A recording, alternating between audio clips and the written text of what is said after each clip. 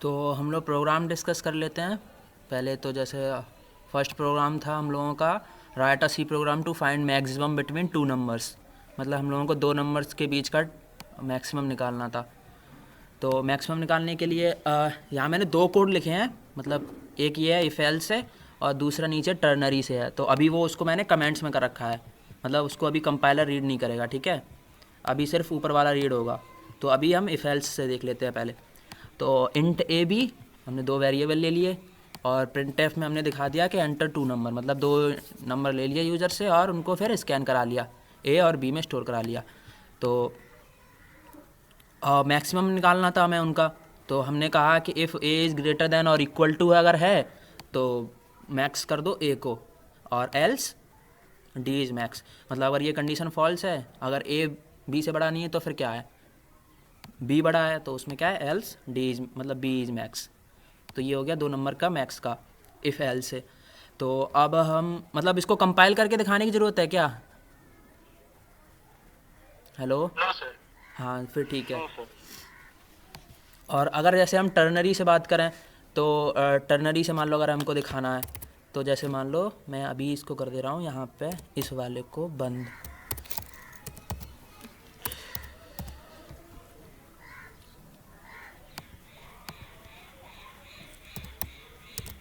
ठीक। तो हमने क्या है, एक और वेरिएबल ले लिया अब इंट सी, और उस इंट सी के हम सी में वैल्यू स्टोर करा रहे हैं। जैसे मैंने टर्नरी ऑपरेटर तुम लोगों को बताया था कि कैसे वर्क करता है।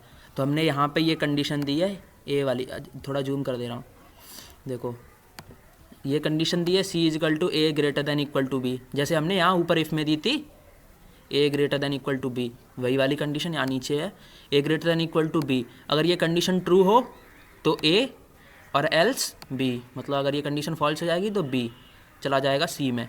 तो अगर कंडीशन ट्रू होगी तो ए चला जाएगा सी में, और अगर कंडीशन फॉल्स हो जाएगी तो बी चला जाएगा सी में। मतलब बेसिकली हमें मिलने वाला मैक्स मिल जाएगा यहाँ से भी।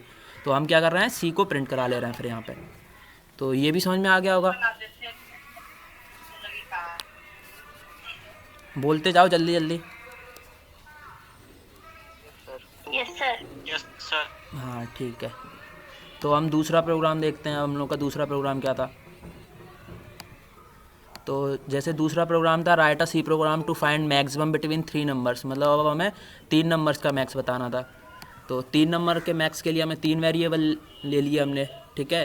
तो वही enter three numbers print F में, और तीन नंबर स्कैन करा लिए फिर ए बी सी। तो अब हम इफ़ में कंडीशन दे रहे हैं कि अगर ए बी से बड़ा है या इक्वल है, और साथ में ए सी से भी बड़ा है या फिर इक्वल है, तो फिर ए मैक्स कर दो। अब मैं देख रहा था कि मतलब कुछ ने पर्सनली देखा, मैसेज किया था मुझे, वो पूछ रहे थे डाउट्स। तो मैं देख रहा था उसमें कुछ ने क्या कर रहे थे वो, कि A greater than equal to B और बी के साथ कंपेरिजन कर रहे थे, B greater than equal to C. तो ये ऐसा नहीं कर सकते हम लोग, क्योंकि ऐसा क्यों नहीं कर सकते वो मैं अभी तुमको इसको कंपाइल करके दिखा दूंगा कि ऐसा क्यों नहीं कर सकते। फॉल्स हो जाएगा वो एक केस में, मतलब सारी हर केस में वो ट्रू नहीं रहेगा जो ये केस है वो। हमें क्या चाहिए, मैक्स चाहिए हर केस में, कि हमें एक मैक्स वैल्यू मिल जाए। अच्छा स्क्रीन साथ में दिख रही है ना, ऐसा कुछ पॉज वगैरह कल जैसा तो नहीं है ना कुछ scene? No sir. No sir. अच्छा फिर ठीक है। सर ये एल्स स्टेप में आपने b is greater than equal to a क्यों किया है? ये तो इफ में ये कंडीशन हो ही गई है। अगर मान लीजिए a b से बड़ा नहीं है तो b a से बड़ा होगा, ये तो हो जाएगा अगर इफ रन नहीं करेगा तब। तो ये वाला इफ़ नहीं रन किया तो फिर हम ये वाले इफ़ पे आएगा ना। तो यहाँ पे मैं कंडीशन दे रहा हूँ इसको इफ़ की। तो यहाँ मैं यहाँ देखो मैं बता दे रहा हूँ ना आगे। तो यहाँ मैंने बी के साथ कंपेरिजन कर लिया ये वाला। तो अगर ये कंडीशन ट्रू हो जाएगी, और फिर ये भी देख रहा है कि B is greater than equal to C, मतलब बी को सी के साथ भी बड़ा होना चाहिए। अगर दोनों ही कंडीशन ट्रू हो जाएंगी, इसका मतलब क्या है कि बी सबसे बड़ा है ना, तो इसलिए ये बी प्रिंट कर रहे हैं। और यहाँ क्या था, यहाँ कंडीशन ये थी कि ए बड़ा होना चाहिए, और यहाँ पर भी ए सी से भी बड़ा होना चाहिए और बी से भी, तो फिर वो ए प्रिंट कर रहे हैं हम यहाँ। कंडीशन देखो अब क्या है, ये वाली कंडीशन थी ए की, मतलब ये जब कंडीशन फॉल्स हो जाएंगी तो मतलब इस वाली कंडीशन पे आएगा, मतलब ए बड़ा नहीं है तो इस पे आएगा। फिर ये वाली कंडीशन चेक करेगा, अगर इनमें से भी फॉल्स होगी कोई तो इसका मतलब बी भी बड़ा नहीं है। तो जब ए भी बड़ा नहीं है बी भी बड़ा नहीं है, तो एल्स में क्या लिख दिया हमने, डायरेक्ट लिख दिया कि सी इज़ मैक्स। समझ में आया ना? मतलब जब हमने दो कंडीशन चेक ही कर ली, ए के लिए भी चेक कर ली, ए के लिए भी चेक कर लिया, बी के लिए भी चेक कर लिया, तो फिर तीसरा चेक करने की ज़रूरत थोड़ा ना है कंडीशन। डायरेक्ट हम बोल सकते हैं कि जब ए भी बड़ा नहीं है, बी भी बड़ा नहीं है, तो फिर क्या है मतलब है इसका मतलब क्या है, सी मैक्स है। तो यहाँ हमने डायरेक्ट लिख दिया परसेंट डी इज़ मैक्स मतलब सी इज़ मैक्स। आया समझ में? Yes sir. हाँ, अब जैसे मैं बोल रहा था कि यहाँ पे बी करने से क्या हो जाएगा, मान लो मैंने यहाँ बी कर दिया, ठीक है। अब इसको कंपाइल करते हैं और फिर देखते हैं कि क्या एरर आएगा। तो अभी क्या करते हैं, जैसे कि तुम्हारे हिसाब से हमने ए को सबसे बड़ा रखते हैं, तो मैंने ए को 45 कर दिया, बी को कर दिया मैंने 20 और सी को कर दिया मैंने 10। तो इस केस में तो सही आ जाएगा आंसर हमारा, क्योंकि 45 इज मैक्स। क्या हो रहा है देखो, A is greater than equal to B, जैसे कि यहाँ पे लिखा है A is greater than equal to B, मतलब condition true, and B is greater than equal to C, मतलब बी भी मतलब 20 बड़ा है मतलब 10 से, तो ये भी कंडीशन ट्रू हो जाएगी, तो ये ए प्रिंट हो जाएगा। लेकिन अगर हम यही कर दें, बी को बड़ा कर दें अगर, मतलब सी को बड़ा कर दें अगर, देखो जैसे अभी मैंने 45 कर दिया और अभी मैं इसको 10 कर दे रहा हूँ बी को, और सी को 20 कर दे रहा हूँ, तो देखो क्या प्रिंट हो रहा है, 20 इज़ मैक्स। क्या 20 मैक्स है इसमें? 45 मैक्स है ना, लेकिन 20 क्यों मैक्स दे रहा है ये? तो एरर है ना, मतलब हमें डिजायर्ड आउटपुट नहीं मिल रहा है, हमने लॉजिक गलत लगाया है। इसका मतलब जब भी हमें डिजायर्ड आउटपुट नहीं मिलता, इसका मतलब क्या है, हमने कहीं लॉजिक में गड़बड़ की है। तो ऐसे ही यहाँ पर ए होना चाहिए, तो यहाँ ए होना चाहिए, मतलब ए के ही साथ, मतलब ए की कंपैरिजन बी के साथ, और फिर ए की ही कंपैरिजन सी के साथ, और फिर बी की कंपैरिजन ए के साथ, और बी की ही कंपैरिजन सी के साथ, ऐसे। अब इसको टर्नरी से अगर हमें समझना हो कि मतलब टर्नरी से अगर हम करना चाहें फेल्स को छोड़ के, तो हम इसको देख लेते हैं टर्नरी को। अब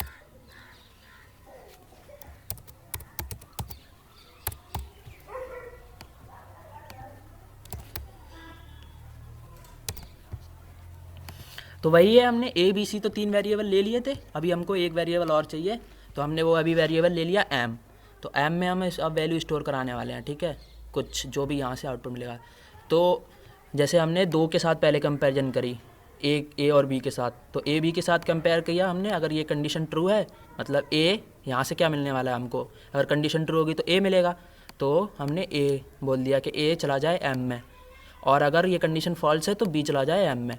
तो मतलब क्या हो गया, इस वाले से हमें ए बी में से कोई एक बड़ा, जो भी बड़ा होगा वो एम में मिल जाएगा जब भी ये रन होगा, तो एग्जीक्यूट होगा। तो अब क्या है, ए बी में से हमारे पास जो भी बड़ा होगा वो वैल्यू स्टोर है एम में। तो अब क्या है, हम एम के साथ कंपैरिजन कर लेते हैं। तो एम के साथ हमने कंपैरिजन किया सी के साथ, एम और सी का, कि एम और सी में जो भी बड़ा होगा, अगर ये कंडीशन ट्रू है तो एच, और अगर ये कंडीशन फॉल्स है तो सी। नहीं, यहाँ एच नहीं, यहाँ एम ही होना चाहिए, एम। अगर कंडीशन ट्रू है तो एम चला जाए वापस एम में, मतलब जो भी यहाँ से वैल्यू स्टोर आई है ए बी में से, जो भी निकल के आया है, अगर वो बड़ा है सी से भी तो वापस तो कोई दिक्कत नहीं है, वो एम ही रहे, एम की वैल्यू एम ही रहे। और अगर सी बड़ा है उससे तो सी चला जाएगा, ये कॉलन के बाद सी लिखा है ना, तो सी स्टोर हो जाएगा एम में। और फिर यहाँ क्या कर रहे हैं हम, यहाँ हम एम को प्रिंट कर ले रहे हैं, percent D is max M. तो इसको रन करके देखते हैं, देखो M is not defined, int M लिखा तो है मैंने,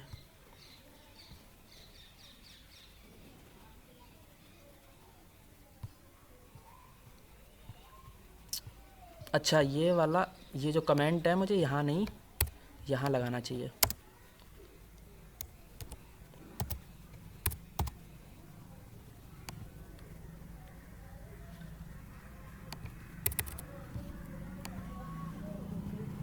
तो अभी हम दे ले रहे हैं, जैसे अभी वाला पुराना वाली ले लेते हैं 65 और 20 10, तो हम देख रहे हैं क्या मिलने वाला है, देखो 65 इज मैक्स। तो इस यहाँ से भी हमें आउटपुट मिल जा रहा है, और जबकि देखो यहाँ से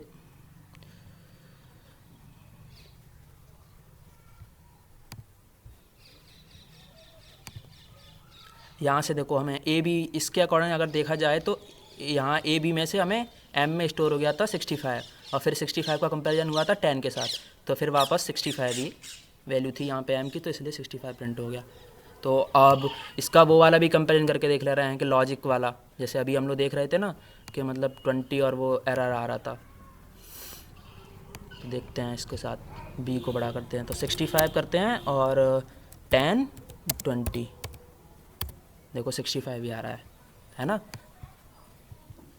आया ना समझ में दोनों चीज़ें, इफ एल्स और टर्नरी से? Yes sir. Sir hello. हाँ बोलो। अरे सर आपने बनाया जो ग्रेटर देन इक्वल लगाया, मैंने बनाया था ग्रेटर देन इक्वल नहीं लगाया, वहाँ पे इक्वल नहीं लगाया, ओनली ग्रेटर देन लगाया है। तो अगर ग्रेटर नहीं लगाया है तो कंडीशन फॉल्स हो जाएगी, कंडीशन फॉल्स हो जाएगी तो क्या है? ग्रेटर नहीं, इक्वल नहीं लगाया है। हाँ मतलब इक्वल नहीं लगाया है तो कंडीशन फॉल्स हो जाएगी। कंडीशन फॉल्स कब? सर सही आ रहा है, कंपाइल कर रहा हूँ, बिल्कुल ठीक आ रहा है हर तरह से। देखो जैसे ये वाले कंडीशन देख लेते हैं, तुमने दोनों जगह नहीं लगाया यहाँ इक्वल? दोनों जगह इक्वल नहीं लगाया है। हाँ तो ठीक है चलो। तो अब क्या करते हैं हम यहाँ ए बी को इक्वल कर देते हैं। ए बी को इक्वल कर देंगे तो क्या हो जाएगा? ए जो भी इक्वल होगा तो कंडीशन फॉल्स होगी, कंडीशन फॉल्स होगी तो क्या मतलब है, बी वैल्यू स्टोर हो जाएगी इसमें एम में। तो जब वो इक्वल ही हैं तो फिर बी की वैल्यू स्टोर हो या ए की वैल्यू स्टोर हो कोई फ़र्क नहीं पड़ता, तो इसलिए एम में वो चला जाएगा। ठीक है, अब फिर हम नीचे आते हैं। तो नीचे आते हैं तो फिर अगर वो वैल्यू भी अगर सी के साथ जैसे इक्वल नहीं लगाएंगे तो अगर सी के साथ मैच करेगी तो फिर कंडीशन फिर से फॉल्स हो जाएगी। कंडीशन फिर से फॉल्स हो जाएगी तो मतलब क्या, उसमें सी चला जाएगा।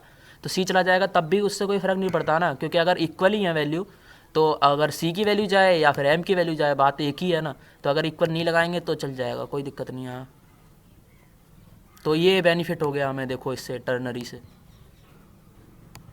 समझ में आ गया ऐसा क्यों हो रहा था, वो सही आउटपुट क्यों मिल रहा था इनको? हेलो बता दीजिए। बता तो दिया भाई कि वही तो कंडीशन फॉल्स हो जा रही है। कंडीशन फॉल्स में क्या होता है, ये प्रिंट होता है। तो अब जब वो इक्वल नहीं है तो चाहे ए की वैल्यू जाए एम में या बी की जाए, बात एक ही हुई ना। ऐसे ही फिर यहाँ पे आ जाएगा, यहाँ पे अगर तीनों ही वैल्यू अगर इक्वल कर देंगे तो क्या हो जाएगा, चाहे ए की वैल्यू प्रिंट हो, बी की वैल्यू प्रिंट हो, सी की वैल्यू प्रिंट हो, बात एक ही है ना। मैक्स तो वही रहेगा, सेम ही। समझ में आ रहा है कि नहीं? एक बार रन कर दीजिए। इक्वल वाला चलो ठीक है। देखो नो ये वाला तो जैसे जैसे मैंने 56 लिया तो ए की वैल्यू 56 ली, अब बी की क्या लूँ, 56 ले लूँ या कुछ और लूँ? क्या रन करके हैं? 60 ले लो, 60 सर। अच्छा 60 ले लिया, और सी की सर सेम कर दीजिए, 56 ही कर दीजिए। 56 ही कर दूँ वापस? हाँ तो 60 आएगा, देखो 60 इज मैक्स।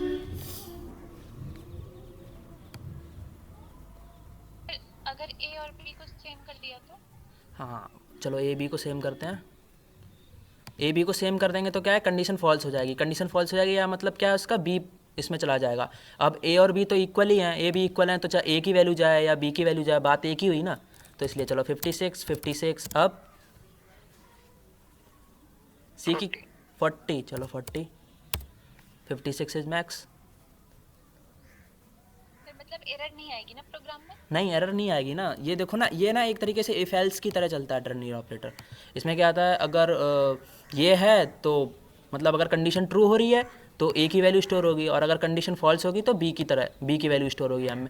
अब यहाँ क्या है, जब इक्वल के केस में क्या हो रहा है, इक्वल के केस में क्या हो रहा है कि दोनों वैल्यू वेरिएबल्स की वैल्यू इक्वल हो गई ना। तो चाहे ए स्टोर हो जाए एम में या बी स्टोर हो जाए, मैक्स तो वही रहेगा ना, क्योंकि इक्वल ही है दोनों। जब सेम ही वेरिएबल हैं तो मैक्स क्या हुआ उनका, चाहे ए को लिख दो चाहे बी को प्रिंट करा दो, एक ही बात हुई ना। Hello sir. हाँ तो वैसे ही जब कंडीशन फॉल्स भी हो जा रही है तो वहाँ पे चाहे वहाँ पे बी की वैल्यू जा रही है, स्टोर हो रही है, तो उसमें कुछ गलत थोड़ा ना है, कुछ गलत थोड़ा ना होगा। क्योंकि जब इक्वल ही हैं तो चाहे हम ए की वैल्यू स्टोर करा लें या बी की वैल्यू स्टोर करा लें, बात एक ही रहेगी ना। हाँ आ गया समझ में। चलो तो अब हम क्वेश्चन 3 करें, देखें क्या था क्या है। तो क्वेश्चन 3 है, write a C program to check whether a number is negative, positive और ज़ीरो।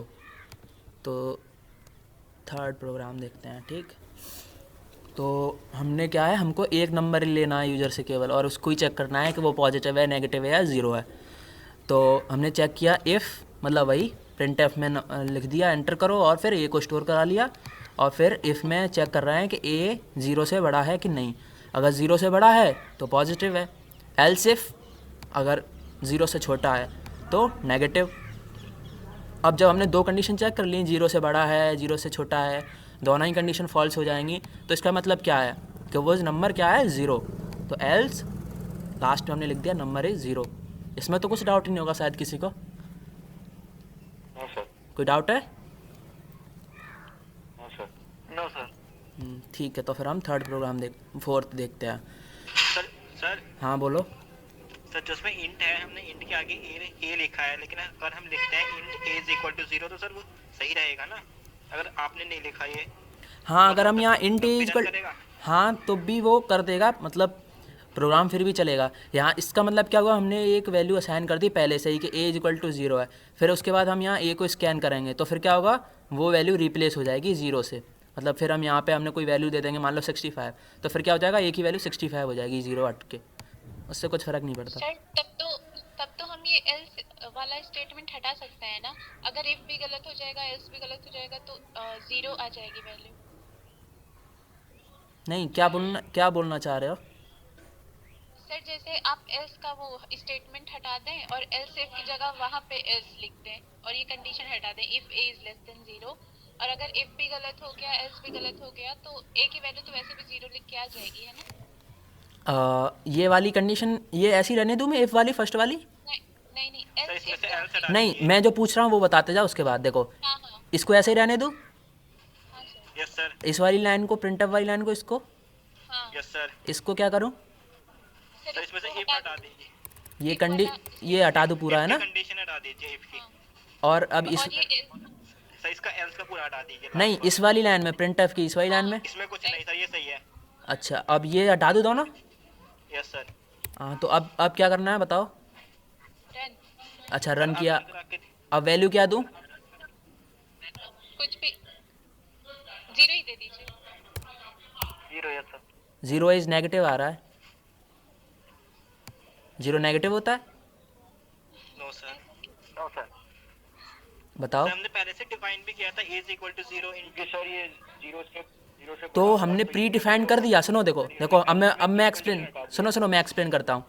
देखो हमने यहाँ पे डिफाइन कर दिया 0 है, यहाँ हमने कंडीशन क्या दी, ए इज़ ग्रेटर दैन 0, मतलब अगर ए ग्रेटर दैन 0 से बड़ा है ए तो पॉजिटिव प्रिंट करो, तो वो कंडीशन फॉल्स थी, तो इसलिए वो पॉजिटिव प्रिंट नहीं हुआ। फिर हमने क्या बोला, अगर ये कंडीशन फॉल्स है तो उस कंडीशन में क्या प्रिंट कर दो, नेगेटिव, तो उसमें क्या है, यस सर। नेगेटिव प्रिंट होगा ना यार। सर यहाँ इक्वल टू अच्छा होगा। सर यहाँ पे अगर इफ लगा दो, यहाँ एल्स लिखा है यहाँ इफ लगा दो। यहाँ पे इफ़, हाँ लगा दीजिए इफ़ लगा दिया, इफ, और वो इफ कंडीशन दे दीजिए if A is less then 0। A less than 0। अब रन करके 0 लिखेंगे तो कुछ नहीं होगा, प्रोग्राम का कुछ नहीं आउटपुट मिलने वाला हमें, देखो ख़त्म हो गया, कुछ नहीं मिला। हमें बताना तो पड़ेगा, प्रिंटफ स्टेटमेंट तो देना ही पड़ेगा यार। 2 इफ नहीं चल रही। Yes sir. नहीं, 2 इफ़ तो चलते हैं, लेकिन वो कंडीशन ही नहीं ट्रू हो रही ना। उस कंडीशन में लिखा क्या है, उस कंडीशन में लिखा है A is less than 0 if. इसको मैं हटा दूँ, अगर इफ़ को लो ऐसे कर देता हूँ तब भी सही है, देखो तब भी वो चलेगा, 0 दूंगा 0 चलेगा, और अगर मैं नेगेटिव वैल्यू दूंगा तो नेगेटिव प्रिंट होगा। देखो -45, देखो -45 इज़ नेगेटिव, देगा वो वैल्यू। ये क्या है, एक तरीके से इफ एल्स, ये ऐसे क्या कर रहे हैं, ऐसे हम बता दे रहे हैं कि ये इफ एल्स लैडर है पूरा, ये पूरा एक वो है। इसमें क्या होगा कि अगर ये कंडीशन ट्रू हो जाएगी तो फिर कंपाइलर इन दोनों को रीड ही नहीं करेगा, ये होता है इफ एल्स लैडर। और अगर हम ऐसे रखेंगे तो इसमें क्या होगा, इस कंडीशन को चेक करेगा वो, अगर ये कंडीशन ट्रू है तो प्रिंट कर देगा, और उसके बाद इस कंडीशन को फिर तब भी चेक करेगा वो। समझ में आ रहा है, कंपाइलर को एक मेहनत दे देंगे, जब इसको कंडीशन ट्रू होगी ना फिर भी इसको रीड करेगा वो। तो हम चाहते हैं कि जब ये कंडीशन ट्रू हो तो फिर इसको रीड ही नहीं करे, तो उस कंडीशन में हम यहाँ एल्स इफ लगा देते हैं, ताकि हम प्रोग्राम की और कॉम्प्लेक्सिटी कम कर देते हैं, कि जब ये ट्रू हो जाए तो फिर ये नीचे जाने की ज़रूरत ही नहीं है कंपाइलर को रीड करने की। आ रहा है समझ में? Yes sir. हाँ गुड। तो अब आगे प्रोग्राम की तरफ बढ़ते हैं, ठीक है। क्या था ये, कौन सा प्रोग्राम था, थर्ड। तो हम फोर्थ देखते हैं अब। Write a C program to check whether a number is divisible by 5 and 11। मतलब हमें दोनों से चेक करना है कि 5 से और 11 से डिविजिबल है या नहीं। तो पहले मुझे ये बताओ कि डिविजिबल कोई नंबर है या नहीं, ये कैसे चेक करते हैं हम लोग, मतलब कैसे पता चलता है हम लोगों को नॉर्मली? सर अगर उसका रिमाइंडर 0 आ जाता है तो? हाँ, तो यहाँ हमें कुछ ऐसी कंडीशन देनी होगी जिसमें हमें पता चल सके कि रिमाइंडर 0 है कि नहीं। Sir a module double equal to 0। हाँ वही, तो हमें वही एक नंबर लेंगे और हम चेक करेंगे वो नंबर 5 से और 11 से डिविजिबल है कि नहीं। तो हमने इंट ए लिया, प्रिंट एफ में एंटर नंबर ले लिया, स्कैन करा लिया, और फिर उसके बाद इफ में कंडीशन दे दी कि ए मॉडुलस 5 इज इक्वल टू 0। मतलब जो रिमाइंडर है 5 से डिवाइड करने पर अगर 0 आ रहा है और साथ में 11 से डिवाइड करने पे भी अगर रिमाइंडर 0 आ रहा है तो इसका मतलब क्या है, वो नंबर डिविजिबल है दोनों से। That number is divisible by both 5 and 11। और अगर ये कंडीशन ट्रू हो रही है, मतलब फॉल्स हो जाएगी अगर इन दोनों में से कोई एक भी, तो इसका मतलब क्या है कि that number is not divisible by both 5 and 11। मतलब वो या तो 5 से डिविजिबल नहीं होगा, या 11 से डिविजिबल नहीं होगा, या हो सकता है दोनों से डिविजिबल ना हो। मतलब तीनों ही केस में ये प्रिंट कर दे कि वो दोनों से डिविजिबल नहीं है, क्योंकि हमें प्रोग्राम बनाना था कि दोनों से डिविजिबल है या नहीं, हमें सिर्फ इतना चेक करना है। तो इसलिए हमने सिर्फ एक ही कंडीशन दी यहाँ पे, वो हमें सिर्फ दोनों से चेक कर लेंगे, अगर डिविजिबल है तो हम प्रिंट करा देंगे डिविजिबल है दोनों से, और एल्स नहीं है वो दोनों से डिविजिबल। बाकी वो 5 से हो रहा है केवल, या 11 से हो रहा है केवल, या दोनों से नहीं हो रहा है, इसकी बात नहीं कर रहे हैं हम अपनी प्रोग्राम की कॉम्प्लेक्सिटी फालतू में नहीं बढ़ाएंगे। जो क्वेश्चन पूछ रहा है केवल उतना ही आंसर देंगे। आ रहा है समझ में? Yes sir. Yes sir. चलो तो आगे का देख। डबल एंड का मतलब हुआ जैसे कि ये भी कंडीशन अगर ट्रू होगी और अगर ये कंडीशन ट्रू होगी, दोनों एंड मतलब ये और ये दोनों ट्रू होंगी, तब ये आगे का प्रोग्राम अरे होगा। ये सर एंड गेट की तरह मान सकते हैं ना इसको? हाँ हाँ, एंड गेट की तरह बिल्कुल। जब इसकी भी वैल्यू ट्रू हो जाएगी और इसकी वैल्यू भी ट्रू हो जाएगी, तब ये एग्जीक्यूट होगा प्रिंटफ वाली लाइन।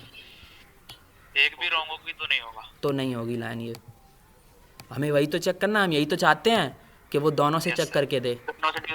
हाँ, दोनों से डिविजिबल ही तो चेक करना है हमको। ए को डिविजिबल बाय 55 करते हैं तो क्या करते हैं? A divisible by 55। A divisible by 55 क्यों करेंगे? हमें 55 से डिविजिबल चेक करनी है क्या, डिविजिबिलिटी? अगर से 55 से डिविजिबल है तो वो 11 और 5 से भी डिविजिबल होगा। अच्छा, तो मान लो मैंने यस सर। अच्छा चलो ठीक है, एक सेकंड। एक नंबर लेते हैं कोई जो 11 से डिविजिबल हो, 5 से डिविजिबल हो, लेकिन 55 से डिविजिबल ना हो। ऐसा कोई नंबर है? ऐसा नंबर नहीं है सर। ऐसा कोई नंबर हाँ नहीं है। हाँ तो वहाँ पे हमें नहीं होगा, है नहीं होगा क्योंकि मल्टीपल है ना 11 और 5। हाँ, तो ऐसा कोई नहीं है। मल्टीपल है। लेकिन 55 के बाद कोई ऐसा नंबर हो जो 55 से डिविजिबल ना हो लेकिन 11 और 5 से डिविजिबल हो। नहीं है सर, ऐसा कोई नंबर। लीस्ट नंबर 55 ही है जिससे जो 5 और 11 दोनों से डिविजिबल है। नहीं नहीं, लीस्ट तो वही है, लेकिन लीस्ट के बाद मतलब जैसे हमने 55 तो नंबर है डिविजिबल, ठीक है, लेकिन क्या ऐसा कोई नंबर है जो 5 से डिविजिबल हो, 11 से डिविजिबल हो, लेकिन 55 से ना हो? ऐसा कोई नंबर है? सर 110। 110 हाँ अरे है, यार डिविजिबल है ना, लेकिन 55 से डिविजिबल है। सर ऐसा कैसे हो सकता है? 5 से होगा, 11 से होगा तो सर जाहिर सी बात है 55 से तो होगा ही। वही तो मैं पूछ रहा हूँ, ऐसा नंबर कोई है या नहीं? अगर ऐसा है नंबर तो हम नहीं कर सकते, और अगर ऐसा कोई नंबर है नहीं जो इन दोनों से डिविजिबल हो और 55 से ना हो, ऐसा हो ही नहीं सकता, तो हम इन दोनों को हटा के डायरेक्ट वही लिख सकते हैं, तो कोई दिक्कत नहीं है। अब मुझे कंफर्म नहीं है इस चीज़ का, तो इसलिए मैं अभी कुछ बोल नहीं सकता, ठीक है। लॉजिक की बात होगी। कुल मिला के ये है कि हमें यहाँ से तो डिजायर्ड आउटपुट यहाँ से मिल जाएगा, यहाँ इसमें कोई दिक्कत नहीं है इस लॉजिक में।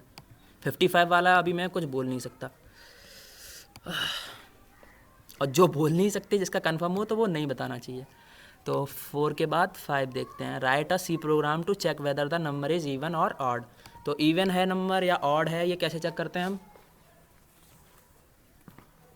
2 से डिविजिबल है तो वो इवन। हाँ वही, मतलब 2 से डिवाइड करने पर रिमाइंडर 0 आ रहा है तो 2 से मतलब डिविजिबल है, यानी इसका मतलब क्या है, इवन नंबर है वो।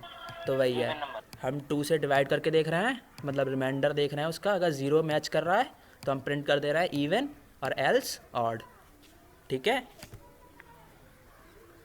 कोई डाउट इसमें? तो कोई डाउट नहीं होना चाहिए नो सर। कि इसमें भी हम किसी और से डिवाइड करके चेक कर सकते हैं इवन ऑड में। चलो अच्छी बात है। अच्छा था तुम लोग का लॉजिक कि 55 से अगर डिविजिबल हो नहीं, एक बार कंफर्म कर लेना उसको तो बेटर रहेगा, ठीक है। सर जी इसमें अगर 0 रख के देखेंगे तो क्या होगा? इस केस में 0 मतलब अच्छा, एक चलो ठीक है, ये सही है, देखते हैं क्या होगा। हम करते हैं 0 इज़ इवन आ रहा है, हेलो। 0 तो 3 से भी डिविजिबल है सर। 0 को तो उसमें आपको स्पेशल रखना पड़ेगा कि 0 इंटर ना करें। सर एरर बताना चाहिए। मतलब जीरो इवन नहीं आना चाहिए, ये है ना? इवन भी नहीं आना चाहिए, ऑड भी नहीं आना चाहिए। हाँ हाँ, वही वही। और भी नहीं है। सर एक कंडीशन और लगा दीजिए, अगर कोई 0 एंटर करे तो वो एरर दिखा दे, नाइदर इवन नाइदर ऑड, या फिर बोथ इवन एंड ऑड। नहीं देखो, एक सेकंड देखो, ये जीरो हम एंटर कर रहे हैं, इसका मतलब क्या ये कंडीशन ट्रू हो रही है, तभी तो ये प्रिंट हो रहा है। क्या रेंज डिपेंड नहीं हो सर सकती? जी सुनिए सुनिए, नहीं, अगर आप एक चीज़ देखो ना, एक सेकंड, मैं क्या बोल रहा हूँ, मैं ये बोल रहा हूँ कि ज़ीरो एंटर किया है और ज़ीरो एंटर करने पे हमें प्रिंट एफ में ये मिला है ना। अरे सर मेरी बात तो सुनिए। अगर सर जी आप सर कंडीशन नॉट लगा इक्वल दें लगा a greater than दीजिए। 0, सर सुनिए तो। अरे उसकी भी सुन लो, एक मिनट। हाँ बोलो, इस्ता है कौन है? हाँ मैं ही हूँ sir. A modulus two not equal to 0 लिख दीजिए और प्रिंट एफ परसेंटेज ऑड लिख दीजिए, वो भी देखिए रन हो जाएगा। हाँ वो तो मुझे पता है, वो रन हो जाएगा, सही बात है। अगर सर जी ऊपर यहाँ पे एज ग्रेटर देन 0 लगा दें तो कहाँ पे ग्रेटर देन जीरो लगा दें? इंट में के नीचे वाले इंट में तो पता क्या प्रिंट होगा, जब हम जीरो एंटर करेंगे ना तो ये प्रिंट होगा कि जीरो इज ऑड। समझ में आ रहा है ना? तो फिर वो प्रिंट करेगा जीरो इज ऑड। तो हम यहाँ क्या कर सकते हैं, यहाँ हम एक एल्स इफ लगा सकते हैं। यहाँ कर सकते हैं हम एल्स इफ, और उसमें हम दे सकते हैं ए इज इक्वल टू ज़ीरो। अगर ए इज इक्वल टू ज़ीरो है, नहीं ये एल्स इफ नहीं लगा सकते, ये वाला इसके साथ इंटरचेंज करना पड़ेगा, क्योंकि ये वाली कंडीशन पहली ट्रू हो रही है, तो यहीं वो नीचे आएगा ही नहीं। इसको करना पड़ेगा हमें एल्स इफ, और यहाँ देना पड़ेगा इफ़।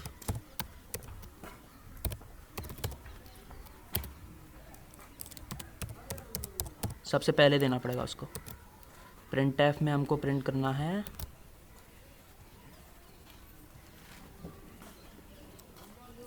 क्या प्रिंट करें, ज़ीरो अगर हो तो बताओ। नाइदर और सर एरर भी लिखवा सकते हैं, क्योंकि इवन ऑड भी कह सकते हैं ना उसको। चलो जो नाइदर, वैसे ये ज़्यादा सही रहेगा, नाइदर इवन नॉर ऑड, या नेचुरल नंबर लिख सकते हैं। वैसे नाइदर इवन नॉट सही है, क्योंकि हम ये भी इवन ऑड का प्रोग्राम बना रहे हैं इसलिए।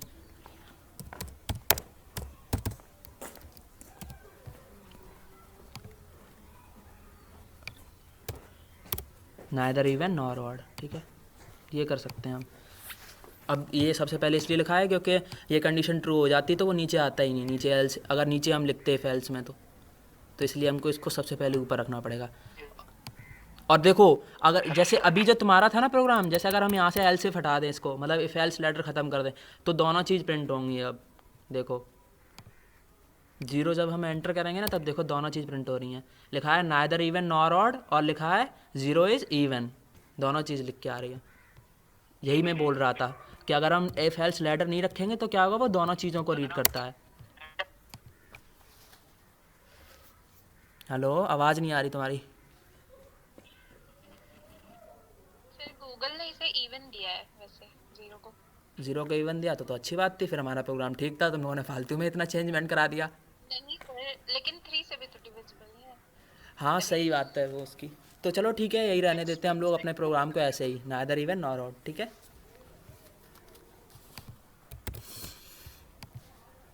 तो अब क्या है, एक सेकंड रुकना, कॉल आ रहा है किसी का।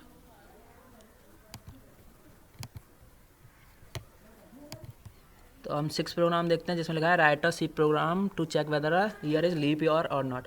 तो लीप ईयर कैसे चेक करते हैं हम लोग? 4 से डिवाइड करके 4 से जो डिविजिबल होगा वो ईयर, वही लीप ईयर होगा। तो यही कर देते हैं हम यहाँ पे, age modulus 4 is equal to 0, तो लीप ईयर है, और else not a leap year, ठीक है। Yes sir. तो 7 क्वेश्चन नंबर देखते हैं। उसमें लिखा है write a C program to check whether a character is alphabet और नॉट। तो यहाँ से थोड़ा इंटरेस्टिंग अब शुरू हो रहा है। तो अल्फ़ाबेट कैसे चेक करेंगे कि वो नंबर, मतलब जो भी यूज़र ने एंटर किया है वो अल्फ़ाबेट है या फिर, या क्या है कुछ प्रोग्राम, कहाँ गया 7, अल्फ़ाबेट और नॉट, मतलब हमें सिर्फ ये चेक करना है वो अल्फ़ाबेट है तो ठीक है, नहीं तो फिर नहीं। कैंसिल हो गया। तो कैसे चेक करें?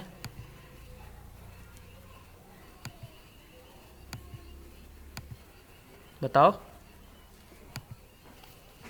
सर इज अल्फा फंक्शन भी तो लगा सकते हैं। क्या लगा सकते हैं? इज अल्फा फंक्शन नहीं, आपने ये लिखा है ए लेस देन ग्रेटर देन ए लेस देन जेड वाला, उसकी जगह इज अल्फा भी लगा सकते हैं ना। अल्फ़ा हैं? क्या बोल रहे हो? सर एक फंक्शन है ना, इफ इज अल्फा करके एक फंक्शन है ना जो अल्फाबेट चेक करता है। मुझे नहीं पता है, बताओ ज़रा क्या होता है, मैं भी चेक करूँ ज़रा। क्या क्या लिखना है मुझे यहाँ पे?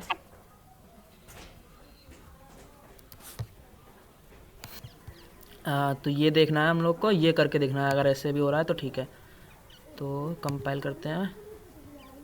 बोल रहा है is alpha is not declared in this scope. कुछ एरर है, तुम देखो कुछ गड़बड़ है। सही लिखा है? सर इसमें एक ब्रैकेट लगा हुआ है, सर एक ब्रैकेट लगा हुआ है if के बाद। अरे एक ही ब्रैकेट रहेगा वो। सर मेरे में तो रन हो गया ये। ऐसे ही लिखा था तुमने? सर मैं भेज दूं आपको? कोनियो लगाया था क्या ऊपर? नहीं सर, इस STDI हो यही है। तो इसमें तो नहीं रन हो रहा है, यहाँ तो बोल रहा है is not in scope. Sir मैंने मेन पे भी कैर ही यूज किया था। Hello sir. यहाँ कैर, अच्छा चलो कैर देख लेते हैं यहाँ पे। यहाँ हम बोल देते हैं कैर, देखें नहीं, age alpha is not declared. बोलो। सर मैं एक शेयर करूं स्क्रीन? शेयर स्क्रीन नहीं, व्हाट्सअप कर दो कोड को। एक मिनट।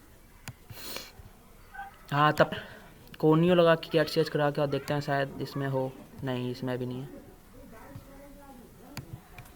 तो इसमें तो नहीं हो रहा। टेस्ट करके देख लिया ना।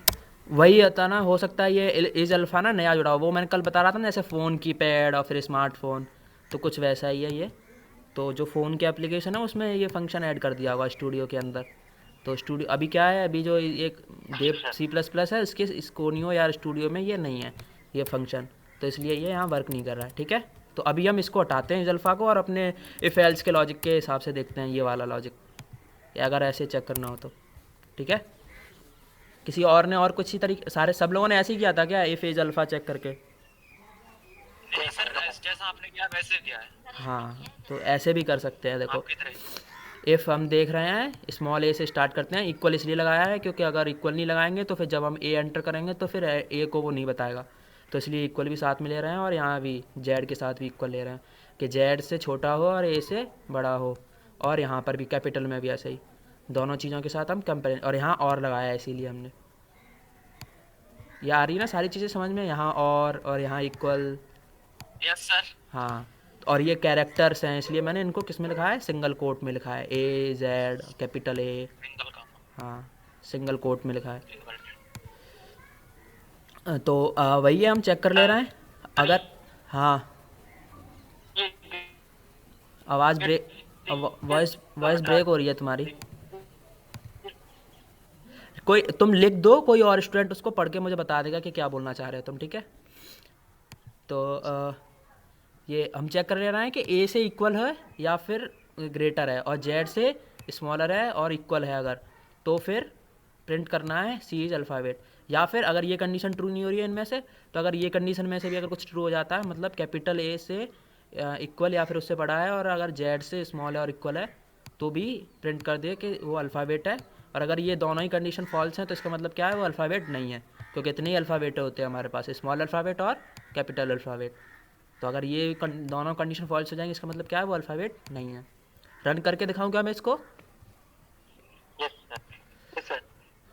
अच्छा, कोनियो हटा दिया है मैंने यहाँ से, तो उसको भी हटाना पड़ेगा।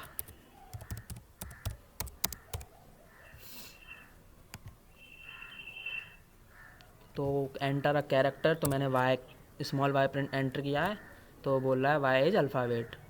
अभी मैं इसको कैपिटल और कुछ एंटर करके देख लेता हूँ, और इनके अलावा फिर कुछ और एंटर करके देखते हैं। तो अभी मैंने कैपिटल एफ एंटर किया है और लिख के आ रहा है F is alphabet, is an alphabet. अब कुछ इसके अलावा, मतलब कि हम कुछ स्पेशल कैरेक्टर, मान लो मैंने परसेंटेज लिख दिया तो कह रहा है percentage is not an alphabet. Integer में भी यही हो जाएगा क्योंकि वो एल्स में क्या है, इन चीज़ों को छोड़ के बाकी एल्स में यही प्रिंट होने वाला है कि वो उसके साथ वो कैरेक्टर और इज़ नॉट। अब यहाँ ये देखो यहाँ लिखा है सी है ना, इज़ नॉट एन अल्फ़ाबेट। हम नंबर्स के साथ देखते हैं क्या होने वाला है। तो हम यहाँ प्रिंट करते हैं 6 और कह रहा है 6 इज़ नॉट एन अल्फ़ाबेट। अब देखो 66 लिखेंगे ना अगर, तो ये नहीं लिख के आएगा। जैसे हमने यहाँ लिख दिया 66। अब देखो क्या लिख के आ रहा है, केवल लिख के आ रहा है 6 इज़ एन नॉट अल्फ़ाबेट, क्योंकि कैरेक्टर की क्या होती है 1 बाइट होता है केवल। और यहाँ हमने क्या लिखा है, कैरेक्टर ले रहे हैं तो वो क्या है 66 लिखेंगे तो वो सिर्फ 6 रीड करेगा, एक ही रीड करेगा।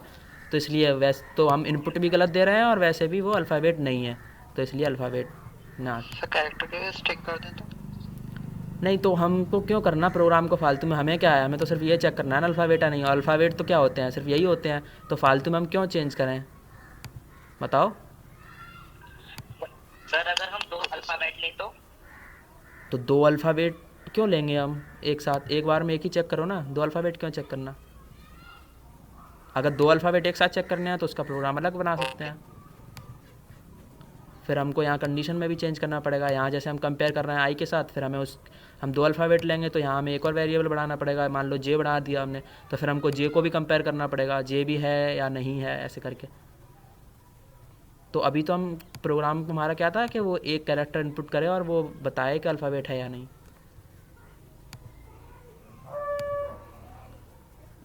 7 के बाद 8, write a C program to input any alphabet and check whether it is a vowel and और कॉन्सोनेंट, मतलब वो वॉवेल है या फिर कॉन्सोनेंट है, अब ये बताना है। Hello sir. हाँ। हेलो सर, बोलो। वो लीप ईयर वाला है वो एक बार दिखाना फिर से दोबारा।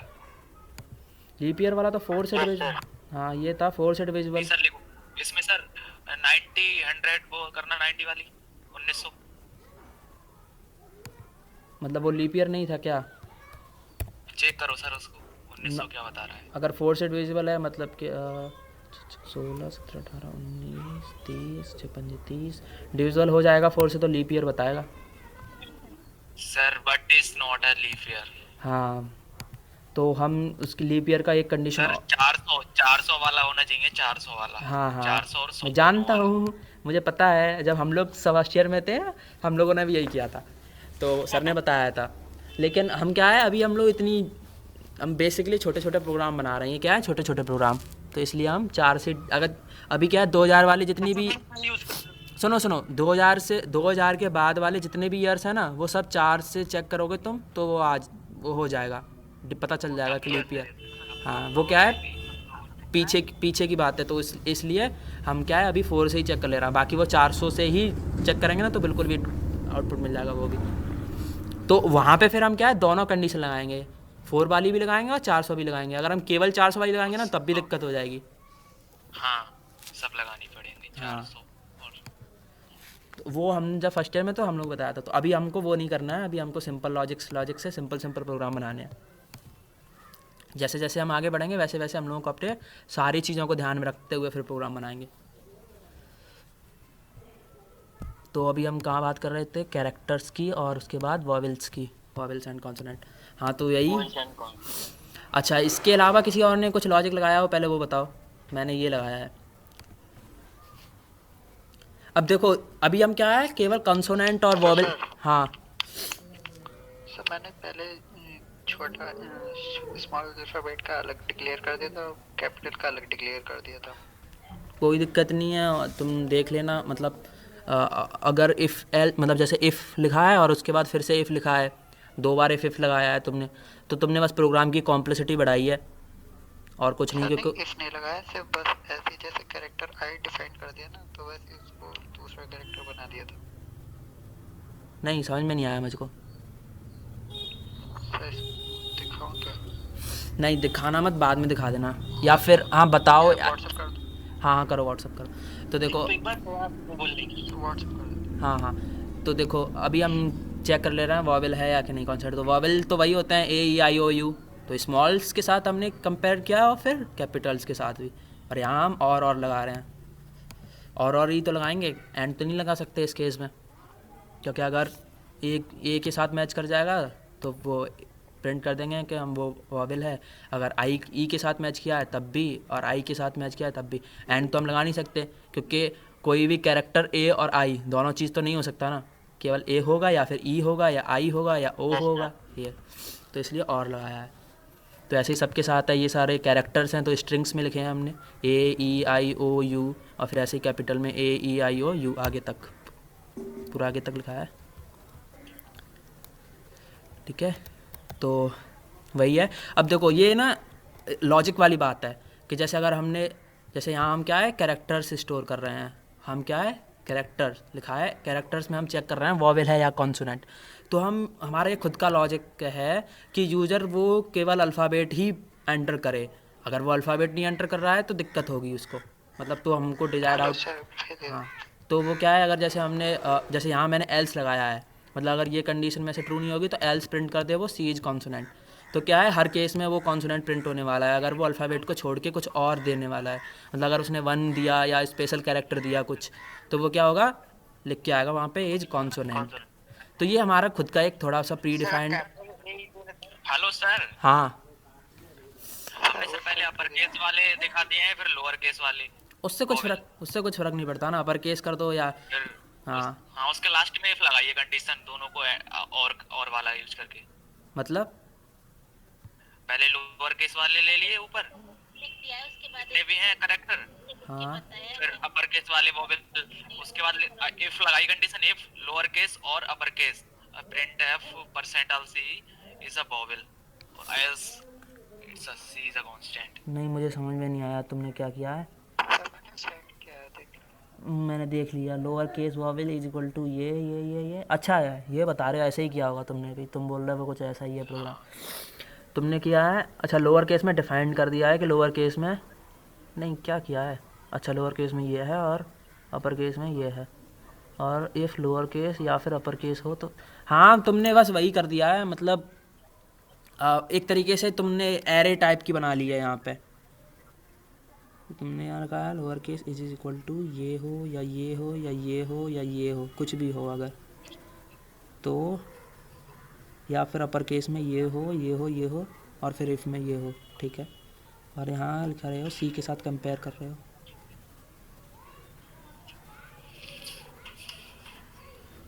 सही है, लेकिन इतना क्यों वो कर रहे हो, थोड़ा ज़्यादा दिमाग लगा दिया मुझे ऐसा लग रहा है। सिंपल सा ही ऐसे कर सकते हैं ना, देखो बिल्कुल सर, आर के लिए एक लाइन किसने डबल लाइन रहेगा वहाँ पे कहाँ पे से जो आर का सिंबल दे रहे हैं वहाँ पे वो डबल लाइन होती है कि सिंगल लाइन? डबल होती है वैसे तो डबल होती है, लेकिन यहाँ पे क्या है, ये मेरा जो देव C++ है ये सिंगल लाइन को भी और ही रीड कर रहा है इस केस में, क्योंकि क्या है यहाँ पे ये जो ये इधर कंपेयर हो रहा है ना वो सिंपल कंपैरिजन है, कुछ कॉम्प्लेक्सिटी नहीं है इसमें, तो इसलिए वो सिंपली इसको एक सिंगल कोट मिल गया। अब जैसे यहाँ हम कुछ ज़्यादा मल्टीपल दे दें, मतलब जैसे ये है देखो ऐसे समझाता हूँ मैं तुमको, जैसे मान लो एक सेकंड रुकना,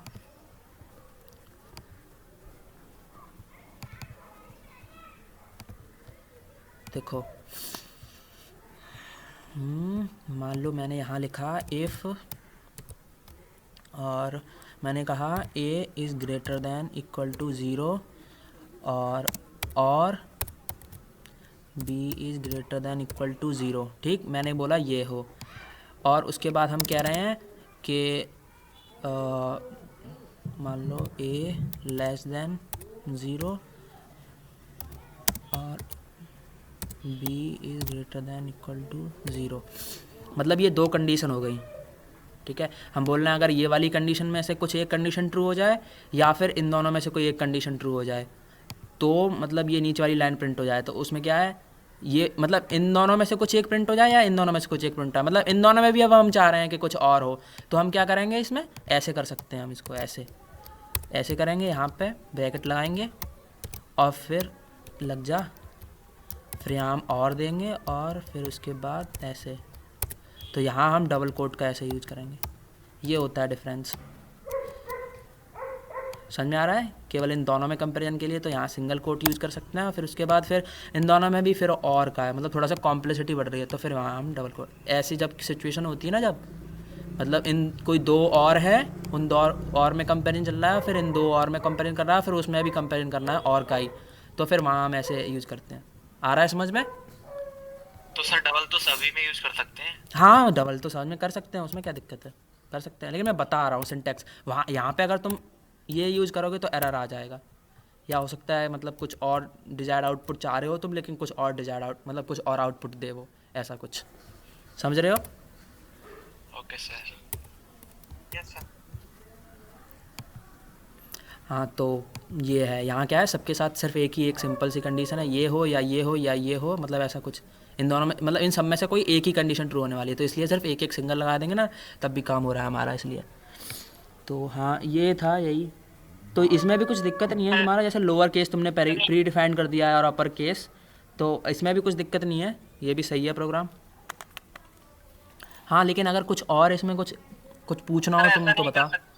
हाँ सर ऐसा नहीं कर सकते बोलो। कि ए से ए ग्रेटर देन और इक्वल टू, मतलब आई ग्रेटर देन इक्वल टू ए कर दे और लेस देन जेड कर दे, उसके बाद नॉट लगा दे ए आई ओ यू।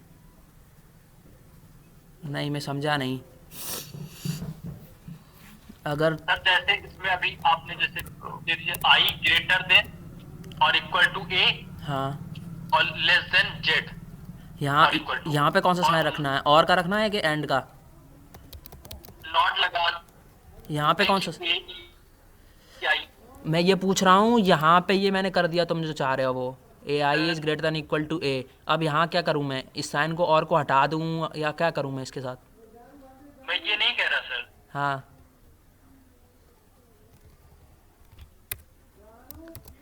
तुम जो बोलोगे मैं वो करके दिखा दूंगा, लेकिन मुझे एक्सप्लेन करना पड़ेगा ना सही से कि क्या करवाना है, मैं समझूँ कैसे क्या करना है मुझे। And less than and sir. Okay ठीक है, तो हम less than equal to Z. बाद में डिस्कस कर लेंगे हम, है ना, क्योंकि टाइम बढ़ रहा है, अब हमारे पास टाइम बहुत सर कम मैं बचा कह रहा हूँ जैसे आपने लिखा आई ग्रेटर देन और equal to A. Hmm okay sir. Okay okay sir. अब बोलो भाई आगे।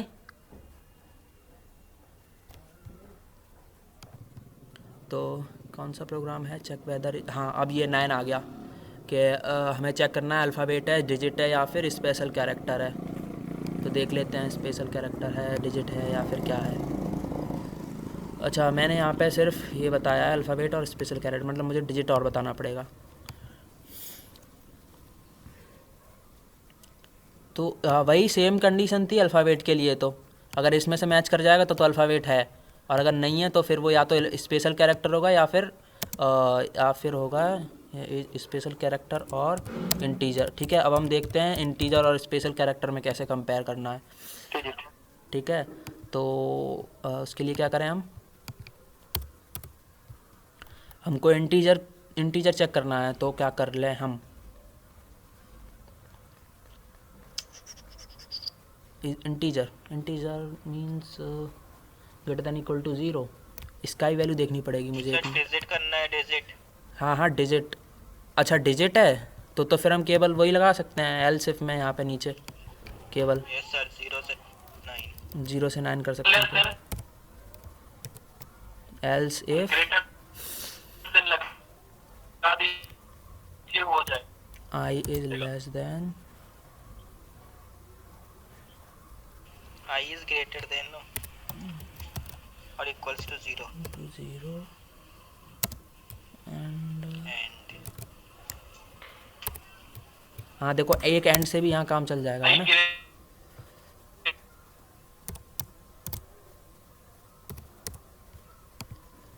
तो प्रिंट करे वो क्या, इंटीजर।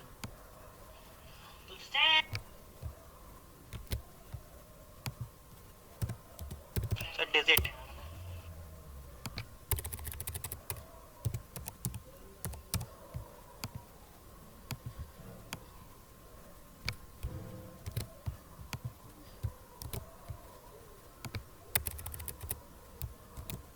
ओहो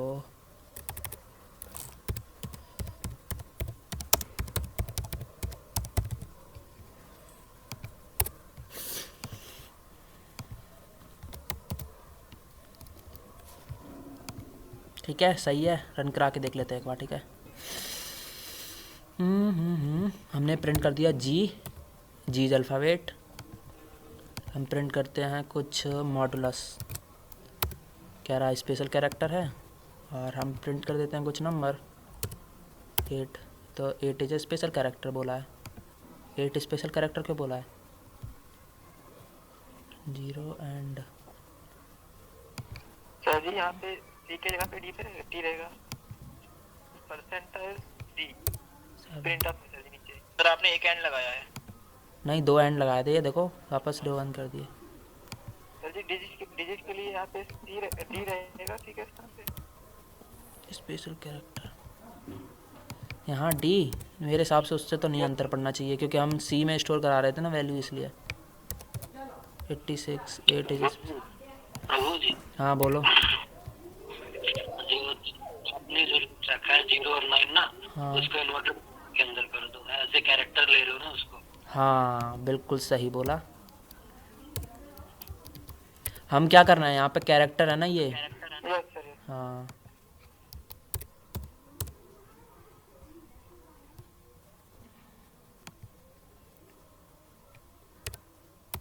हाँ अब आ गया, धन्यवाद सर।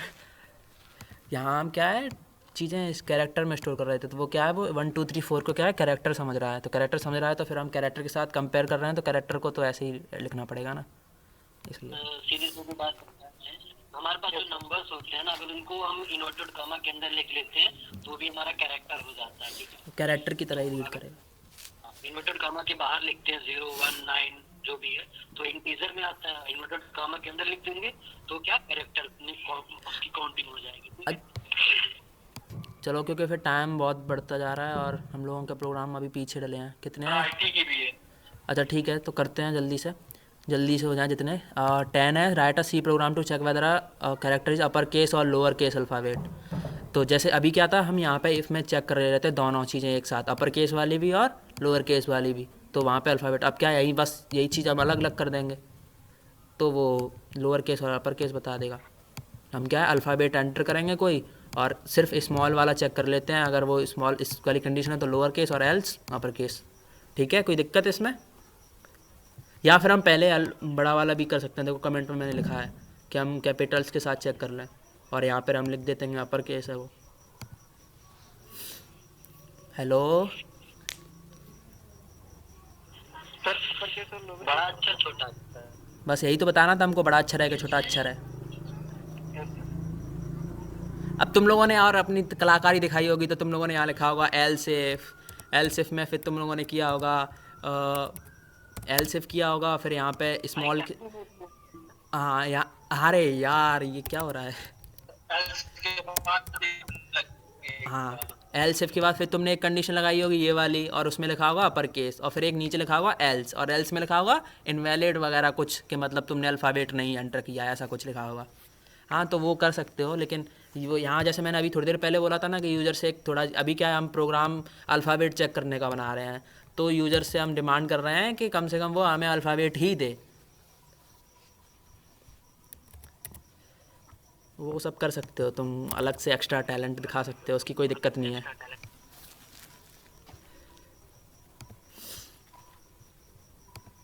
और 11 उसमें लिखा है write a C program to input week number and print week day. Simple है, हमको वीक नंबर बता देगा वो, कि मान लो उसने वीक नंबर दे दिया 2, तो 2 पे प्रिंट कर दे वो कि 2 पे कौन सा डे आता है। तो अगर इंटरनेशनली बात करें तो संडे से स्टार्ट होते हैं week day, Sunday Monday Tuesday, तो अगर 2 एंटर किया है मतलब क्या है कि मंडे प्रिंट करके देना चाहिए उसको। तो बस वही है, हम इफ़ में सारी चीज़ें पहले बता देंगे कि 1 है, मतलब आई की वैल्यू अगर 1 है तो संडे प्रिंट कर दो, अगर 2 है तो मंडे प्रिंट कर दो, 3 है तो ट्यूसडे वेडनेसडे थर्सडे, ऐसे ही। तो जो भी अगर वो वैल्यू एंटर करेगा, अगर वो 1 2 3 4 5 6 7 में से मैच करेगी तो वो प्रिंट कर देगा एल्स इनवैलिड इनपुट। मैंने भी कर दिया भाई, कलाकारी दिखा दी मैंने भी, ठीक है, एल्स इनवैलिड इनपुट। कोई दिक्कत इसमें? Hello no sir. ठीक है, नो सर। ठीक है। तो हम 12 की बात करते हैं अब। 12 में लिखा है write a C program to input month number and print month days. तो हाँ, ये थोड़ा सा सही था, कि मंथ नंबर वो एंटर करे यूज़र, और उस मंथ नंबर के अकॉर्डिंग हम प्रिंट करें, बता दें कि उसमें कितने मंथ हैं। तो हमने एक ऊपर कंडीशन दे दी कि अगर मंथ नंबर 1 है या 3 है या 5 है, 7 है, 8 है, 9, 12, और इनमें से अगर कोई डिजिट मिल रहा है तो प्रिंट करना है कि 31 डेज़ है उस मंथ में।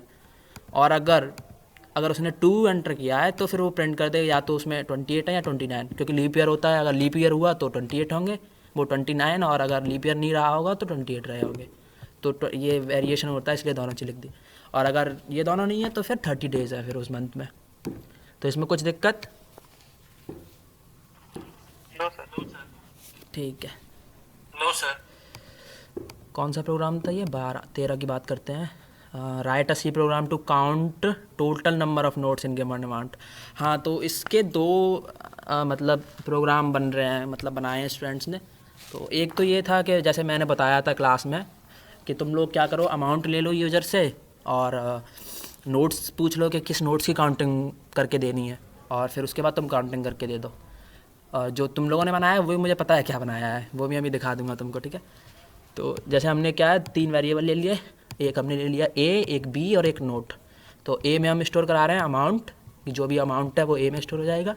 बी में वो स्टोर हो जाएगा जिसकी हम पूछना चाह रहे हैं कि किस नोट की काउंटिंग करके देनी है हमें, और फिर यहाँ हम नोट यूज़ कर लेना है, उन दोनों का डिवाइड करके स्टोर करने। यहाँ काउंटिंग हो जाएगी A/B, मतलब ए से बी डिवाइड हो जाएगा तो नोट की काउंटिंग निकल के आ जाएगी, और फिर हम वो प्रिंट कर दे रहे हैं यहाँ पे नोट को। तो देख लेते हैं एक बार करके। तो मान लो मुझे 2000 की अमाउंट है मेरा, और मैं उसमें चाह रहा हूँ कि 20 रुपये की काउंटिंग मुझे बता दे। तो एंटर नोट, टोटल नोट। अच्छा, मैंने लग रहा है प्रिंटफ में गलत लिख दिया है कुछ। अच्छा, मैंने एक साथ ही यूज़र से दे दिया ना, इसलिए एक एक करके देना था मुझे। तो मैंने एंटर कर दिया 2000, और फिर मैंने एंटर दिया तो बोला अब नोट बताओ किस नोट की बतानी है। तो मैंने बोला 20 की बताओ। तो उसने बोला total note of 20 rupees and 2000 is 100। तो एक तो ये प्रोग्राम हो गया।